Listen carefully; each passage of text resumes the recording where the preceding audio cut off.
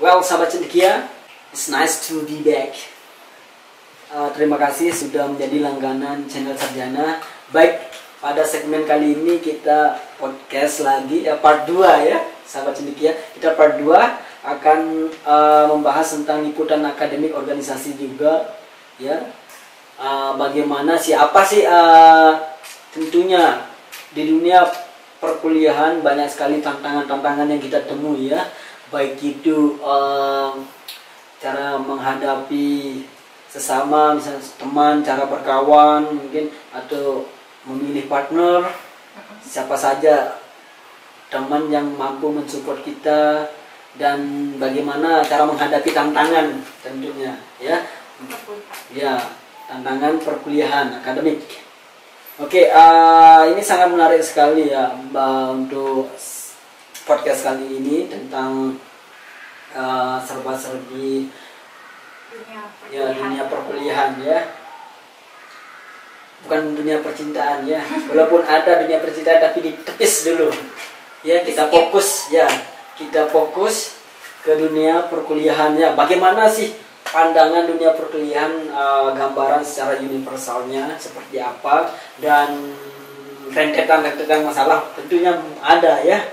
Dan tentunya sebagai calon alumni atau sebagai senior kita, tentunya sudah mempunyai pengalaman yang bisa kita sharekan kepada sahabat cendekia yang budiman.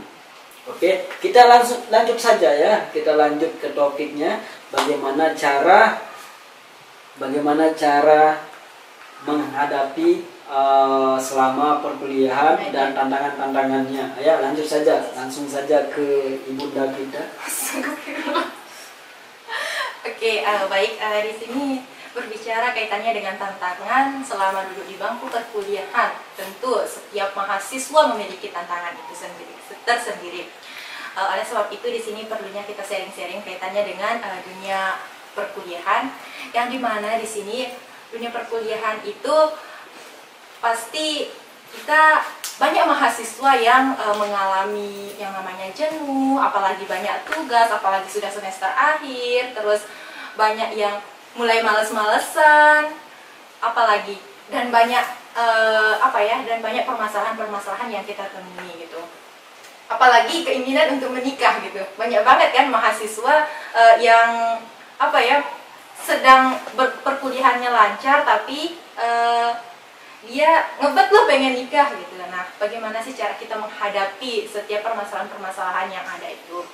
Jadi di sini perlunya kita ketahui permasalahan itu tentu datangnya dari diri kita sendiri. Nah, jadi sekarang bagaimana cara kita agar permasalahan itu bisa kita realisasikan sendiri. Contohnya di sini kita males nih, sudah banyak tugas, mungkin kita banyak tugasnya itu mungkin semester 4, 5 gitu, sudah mulai tugasnya udah numpuk gitu, kita tidak tahu manage waktu kita itu kayak gimana gitu. Jadi di sini saya pribadi biasanya jika banyak tugas, apalagi didampingi dengan aktivitas seperti event-event tingkat nasional gitu, cara kita memanage waktu kita itu tentu kita harus memiliki deadline. Nah, deadline ini kita tulis di selembar kertas atau di depan laptop kita, biar kita bisa buka tugas, maksudnya ngerjain tugas, buka laptop, kita bisa lihat deadline kita gitu. Jadi di sini yang dimana dari aktivitas di akademik perkuliahan dengan di eksternalnya itu bisa sejalan sebagaimana mestinya, yaitu kita harus memiliki tujuan kita harus memiliki motivasi kita bangun harus dari diri kita sendiri dulu nih. Kalau hanya diminta motivasi dari orang lain, kayaknya itu tidak mungkin gitu tanpa kita bisa memotivasi diri kita sendiri gitu. Jadi untuk permasalahan-permasalahan yang seperti malas dan lain sebagainya, saya sarankan kepada teman-teman bagaimana caranya teman-teman memiliki motivasi dulu di dalam diri teman-teman sendiri gitu. kalau tidak punya motivasi di dalam diri kita sendiri, misalnya ada seperti kita mengikuti seminar, tentunya biasanya kan kalau kita mengikuti seminar kita diberikan motivasi-motivasi gitu. Nah dari sana, diberikan motivasi, kita mulai bangkit gitu. Nah pulang dari seminar biasanya udah pudar lagi tuh motivasi yang diberikan oleh pemateri itu. Jadi intinya di sini berangkat dari diri kita sendiri, tuh. Jadi permasalahannya itu nanti bisa kita hadapi, misalkan kayak males. Kalau kita males, apa yang harus kita lakukan? Ya motivasi dia, saya nggak boleh gini gitu. Mungkin motivasinya itu seperti orang tua saya sudah membiayai saya, memberikan saya fasilitas, memberikan saya ini dan sebagainya gitu. Berarti saya harus membuktikan bahwa saya bisa loh mencapai titik itu gitu. Jadi dengan adanya motivasi di dalam diri kita sendiri itu, kita bisa kita bisa mencapai target yang kita inginkan. Intinya motivasi. Kenal dulu apa sih motivasi Anda untuk mengikuti ini, untuk kuliah dan lain sebagainya. Seperti salah satu yang menunjang, salah satu yang menunjang itu adalah motivasi kita ya, supaya jelas nanti targetnya, arahnya jelas kemana tujuan kita tercapai dengan jelas. Karena tanpa kita memiliki motivasi, apa tujuan hidup kita gitu? Kan motivasi itu juga bagian dari tujuan hidup kita. Ya benar sekali ya. Baik, di sini saya lanjutkan sedikit tentang motivasi, bagaimana cara mencapai tujuan kita. Bagaimana cara kita mencapai keinginan impian kita, mungkin barangkali ada keinginan yang seperti harapan sudah tepat waktu, kayak menikah usia berapa. Mungkin kalau keinginan, berbicara terkait keinginan agar bisa tercapai, seperti banyak nih, kita pasti semua mahasiswa menginginkan wisuda tepat waktu. Lebih dominan gitu mahasiswa yang menginginkan wisuda tepat waktu. Siapa sih yang tidak mau untuk wisuda tepat waktu gitu? Tapi di sini seperti yang sudah kita katakan sebelumnya, itu banyak banget hambatan-hambatan kita untuk mencapai titik itu. Karena memang itu suatu proses gitu. Jadi setiap proses itu memang harus kita lalui gitu. Kita lalui dengan progres yang sudah kita tentukan dari sebelumnya gitu. Kita menyusun deadline, kita jam segini kita ngapain, jam segini kita ngapain. Jadi memanage waktu itu juga sangat perlu kita sebagai mahasiswa. Karena kita tidak hanya fokus di di dalam perkuliahan akademik saja, di dalam lingkup dunia perkuliahan saja kan, tapi di sini kita juga fokusnya disandingkan dengan kayak misalkan organisasi gitu, untuk menambah skill kita gitu. Karena sekarang yang dibutuhkan itu, apalagi di era sekarang ini, bukan hanya tentang IQ saja, tapi di sini skill kita juga sangat diperlukan. Siap, benar sekali ya benar sekali. Persaingan ASEAN, persaingan global yang telah terjadi di sini memang sangat menuntut kita untuk mempunyai skill ya. Seandainya kita walaupun kita S2, S3, kalau skill kita nggak ada kan nggak kepake, jadinya percuma. Jadi walaupun memiliki IPK yang tinggi, kalau tidak memiliki skill, benar. Tapi tadi sedikit tentang manajemen time, manajemen time sama deadline.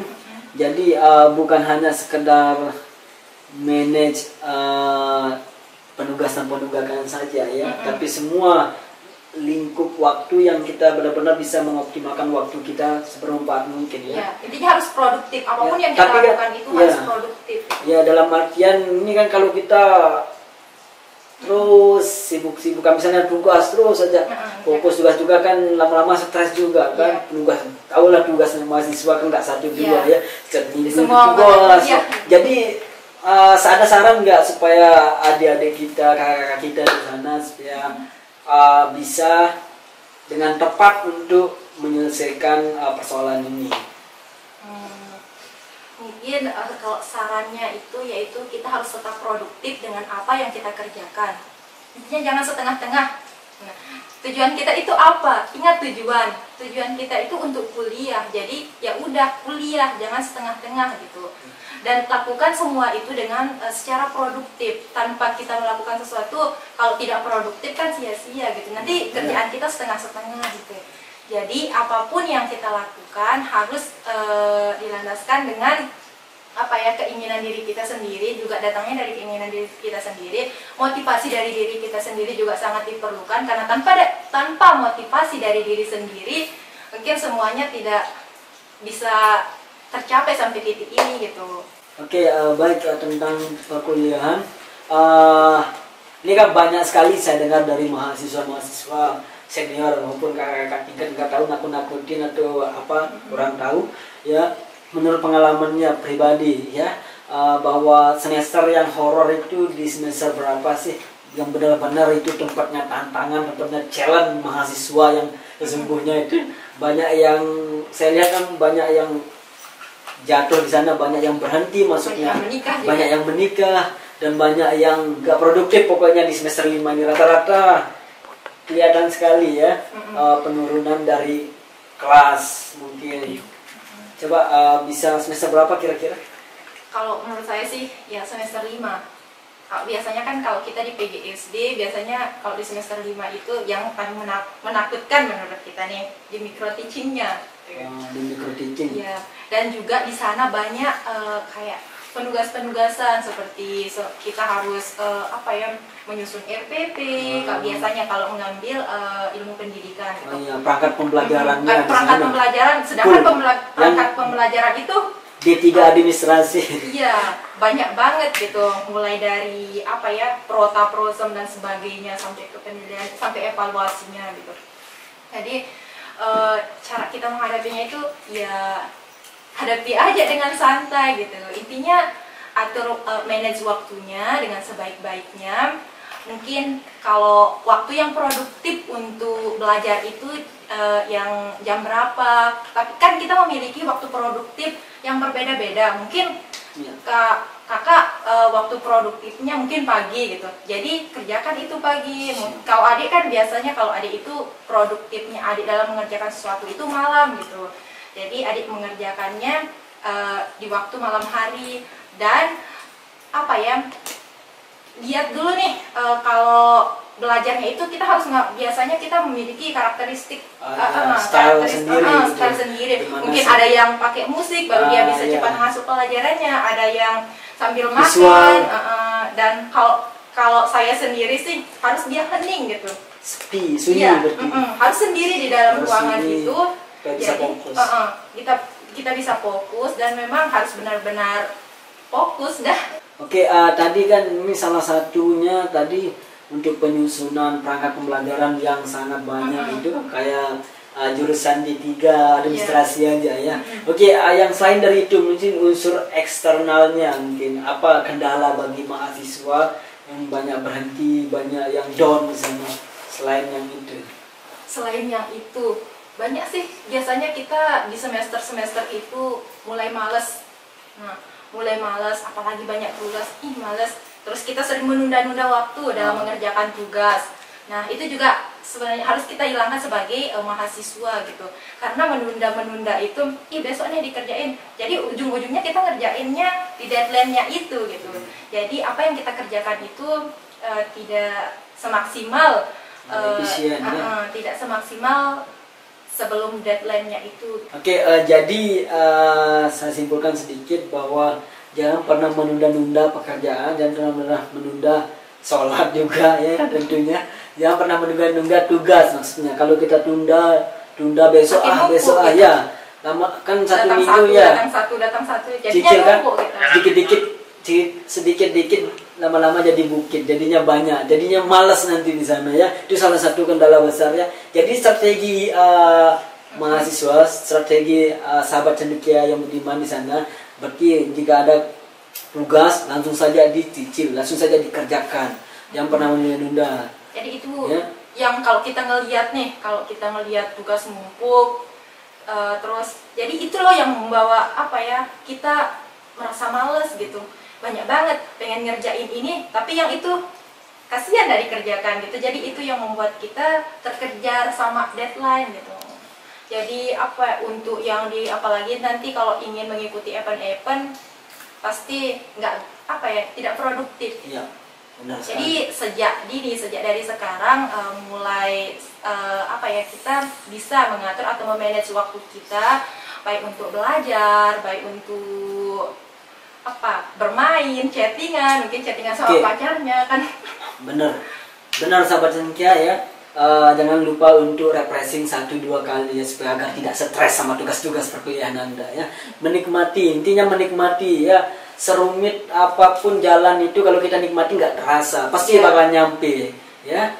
Intinya nikmati proses itu. Menikmati. Kalau kita tidak ini salah satu dicatat ya, ini poin penting ini, menikmati ya. Ini jarang sekali ya mahasiswa lewat. Jadi selanjutnya ini menarik sekali yang satu ini.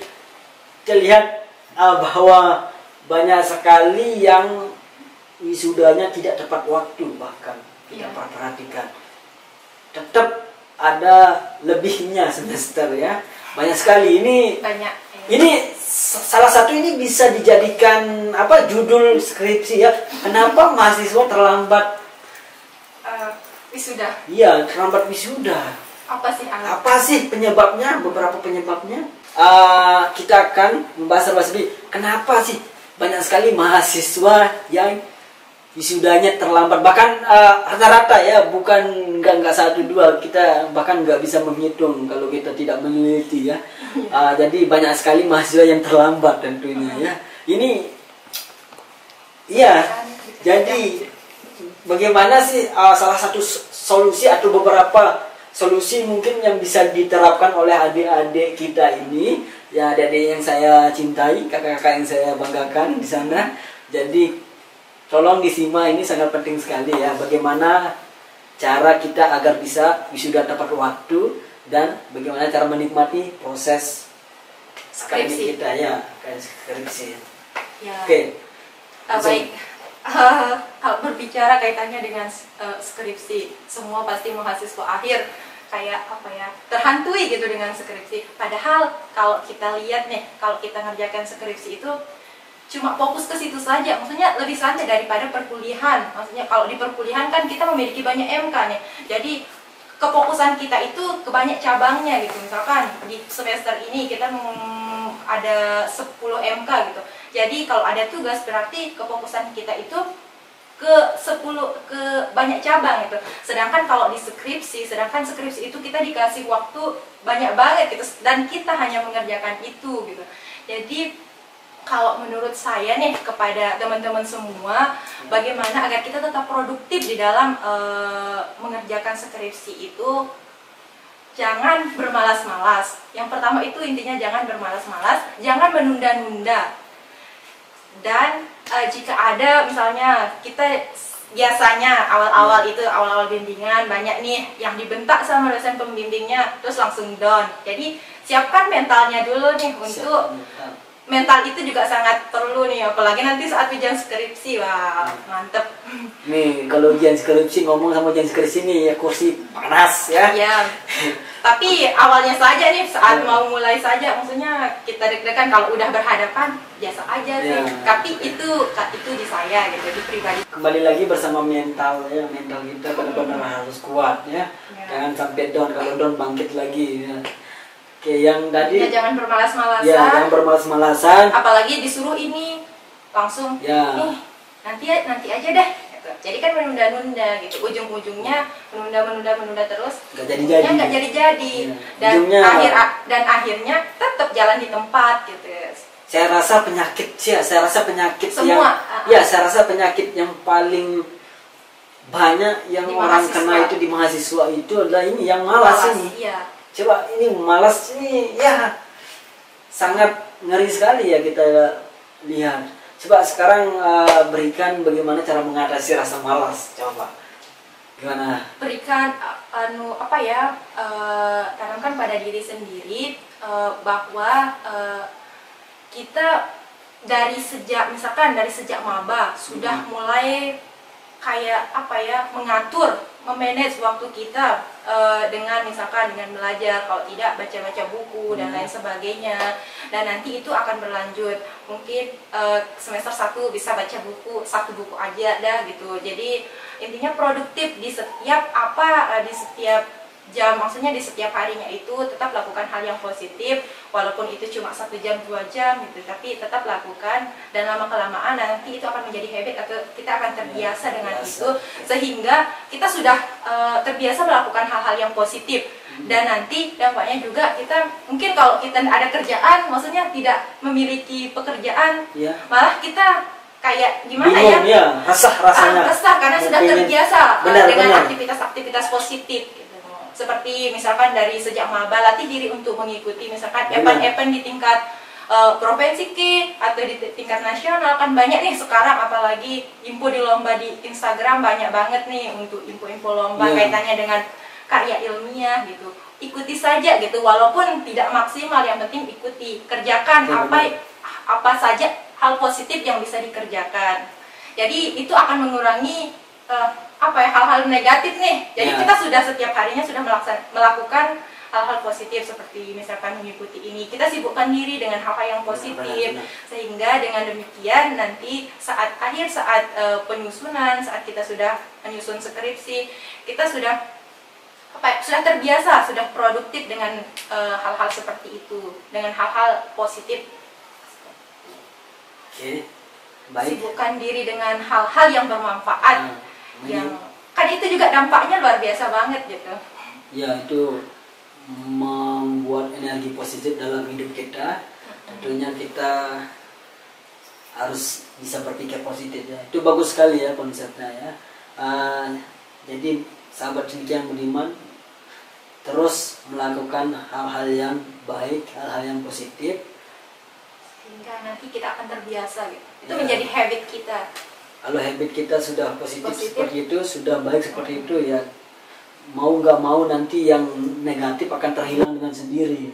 Jadinya arah kita udah bagus, terarah gitu. medan positif, energi medan positif kita kuat. Jadi latih diri sejak awal, dan nanti maksudnya dari hal-hal yang kecil, dan kemudian nanti alhamdulillah nih kalau udah berdampak besar gitu, kita melakukan hal yang positif. Baik, sahabat cendekia, kita akhiri segmen kali ini, dan saya ingatkan lagi, semoga video ini bermanfaat. Jangan lupa yang belum, silahkan di like, comment, share, and subscribe. Thank you. See ya.